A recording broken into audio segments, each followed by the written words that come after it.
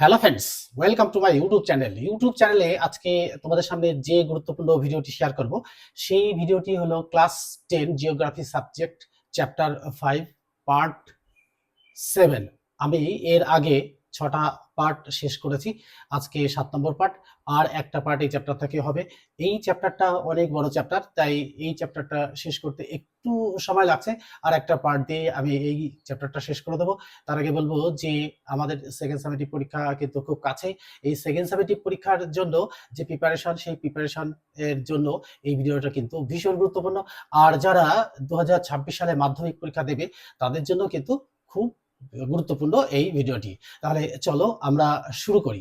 আজকে আমি শুরু করব পেজ 129 থেকে 133, অর্থাৎ এই বইটা থেকে, অর্থাৎ দশম ভূগোল ও পরিবেশ সমরেন্দ্রনাথ মোদক, এই বইটা থেকে আমি 129 পাতা থেকে 133 পাতা পর্যন্ত আজকে তোমাদের সামনে শেয়ার করব। এর মধ্যে যে গুরুত্বপূর্ণ কোশ্চেনগুলো হবে তাও অবশ্যই শেয়ার করব। আর কি করব, আর এখানে দুটো বড় কোশ্চেন আমি শেয়ার করব। যে বড় কোশ্চেনগুলো লেখার পদ্ধতিগুলো কিভাবে লিখলে নম্বরটা পাওয়া যাবে, আর আমরা কিভাবে স্ট্রাকচারের মধ্যে দিয়ে একটা সুন্দরভাবে ভিডিওটি প্লেস করতে পারবো, তাই সেটাই দেখাবো। তাহলে চলো শুরু করি। দেখো, শুরু করার আগে আমি 129 পাতায় চলে গিয়ে দেখছি যে মোটর গাড়ির শিল্প। এই মোটর গাড়ির শিল্প কাকে বলে এটা প্রথমে জানতে হবে। যে দেখো, আমি বই থেকেই সংজ্ঞাটা পড়ছি। যে ভারী পূর্ত শিল্প, নানা যন্ত্রাংশ ও উপকরণ জোড়া লাগিয়ে বিভিন্ন ধরনের যানবাহন নির্মাণ করা হয়, তাকেই মোটর গাড়ি শিল্প বলে।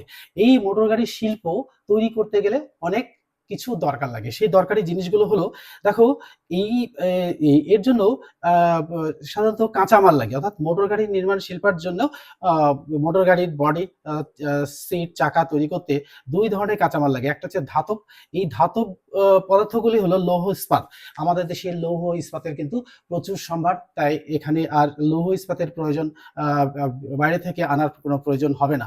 তাই আমাদের দেশীয় উৎপাদিত পদার্থ দিয়েই আমরা এটা তৈরি করতে পারবো। আর এই অধাতব পদার্থগুলি হলো প্লাস্টিক, হ্যাঁ, সিভিস, ফোম, স্পঞ্জ, কাঁচ, রাবার, কাপড়, কাঠ এবং চামড়া, ব্যাটারি ইত্যাদি। দেখো, এই জিনিসগুলো না হলে কিন্তু আমরা এই মোটর গাড়ি নির্মাণ শিল্প তৈরি করতে পারবো না।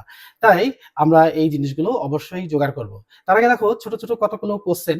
এই মোটর গাড়ি অর্থাৎ ভারতের বৃহত্তম পণ্যবাহী যান নির্মাণে কার স্থান সবার আগে? দেখো, টাটা মোটরস লিমিটেড, আমরা এর নাম সবাই শুনেছি। এই নামটা কিন্তু খুবই চেনা। এরাই কিন্তু ভারতে সবচেয়ে বেশি যানবাহন তৈরি করেন, অর্থাৎ পণ্যবাহী যান তৈরি করে। এবার এই পণ্যবাহী যানের মধ্যে দেখো কি কি থাকবে। টাটা মোটরস লিমিটেডের অধীনে থাকে মহেন্দ্র অ্যান্ড মাহিন্দ্রা, অশোক লেল্যান্ড লিমিটেড,